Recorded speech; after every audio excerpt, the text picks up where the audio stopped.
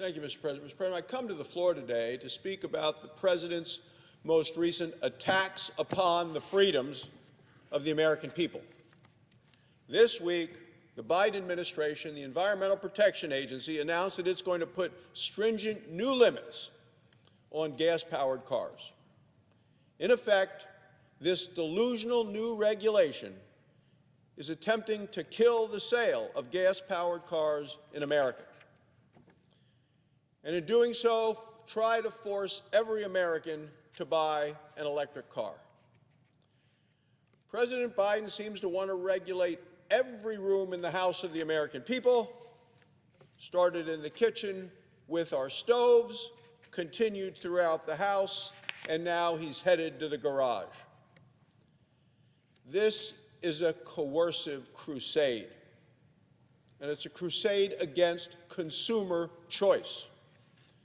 It's a crusade against convenience and also against affordability. Look, last year, less than 1 in 10 of the vehicles sold in this country were electric vehicles. Under this new rule, Biden is demanding that the EVs make up 2/3 of all new car sales by the year 2032. Apparently, the administration thinks it's smarter than everyone else. They want to pick what you can drive and punish people who choose to drive something different. Why? Well, it's all in the name of the smug superiority of the coastal elites who think they ought to be running the country. Now, this is the crux of the new Biden car ban.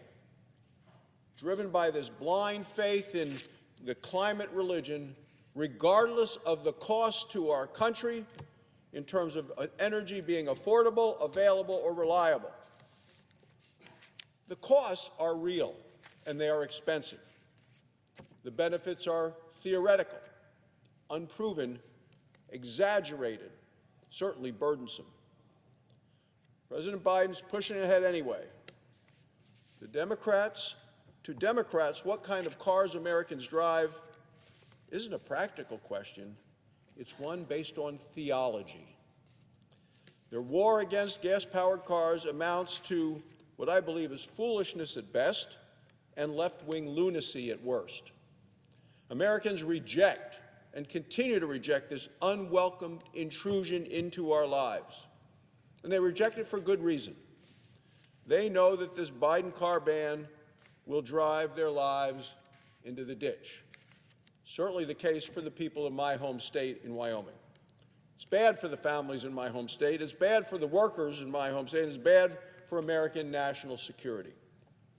Look, farmers and ranchers count on their vehicles. It's going to be a matter of life and death.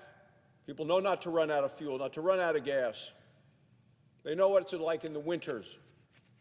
They know to always be fully prepared and fully loaded with gas before they head out on the roads in Wyoming. They want their vehicles to be reliable and affordable. Look, we have in Wyoming cold winters, vast distances. Electric cars are not meant to benefit and survive in either. President Biden's push to force Wyoming drivers to buy expensive vehicles they don't want, don't need, most families can't afford, is ridiculous and an abuse of power. Electric cars are a reasonable choice for some people. They aren't a reasonable choice for everyone. And that's why these new administrative rules are so unreasonable. Electric cars should never be Americans' only option. And no one should be forced to buy a vehicle at a time they can least afford it. Because of what we've seen with Bidenomics, that time when people can least afford things is turning to be right now.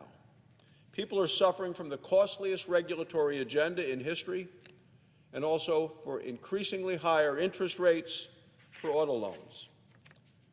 Try to force families to buy expensive new vehicles that they don't want, can't afford, is completely out of touch. It's also become clear that Joe Biden's car ban is going to lead to a steep loss of jobs in the auto industry. particularly union jobs, and we've heard loud and clear from the unions about it. As the CEO of Ford Motor Company, Jim Farley, said last year, electric vehicles will require 40% less labor to make than the typical traditional gas-powered vehicle. According to one estimate, the transition to EV productions will kill about 117,000 auto jobs in the United States. Another estimate puts that number much, much higher. It's already hitting home for some automakers and auto workers. The owner of Chrysler laid off 1,200 employees at his Jeep plant in Illinois. Ford cut 3,000 white-collar jobs last year. The reason for the layoffs? Both companies say it's the EV transition. By pushing ahead with this Green New Deal fantasy, Joe Biden is pushing hundreds of thousands of union workers off the assembly line and into the unemployment line. Plus, the Biden car ban puts activist demands ahead of America's national security. I mean, that's what's happening. The President of the United States is rejecting what is needed by American workers to try to appeal to a group of voters influenced by a TikTok climate influencer who visited the White House, met with John Podesta, and is now trying to drive the administration's energy policy. And when we take a look at the electric batteries that are used to power these vehicles, where are they coming from? Well, 80% of the world's electric batteries right now coming from communist China. Communist China controls 60% of the critical minerals that are used to make these batteries.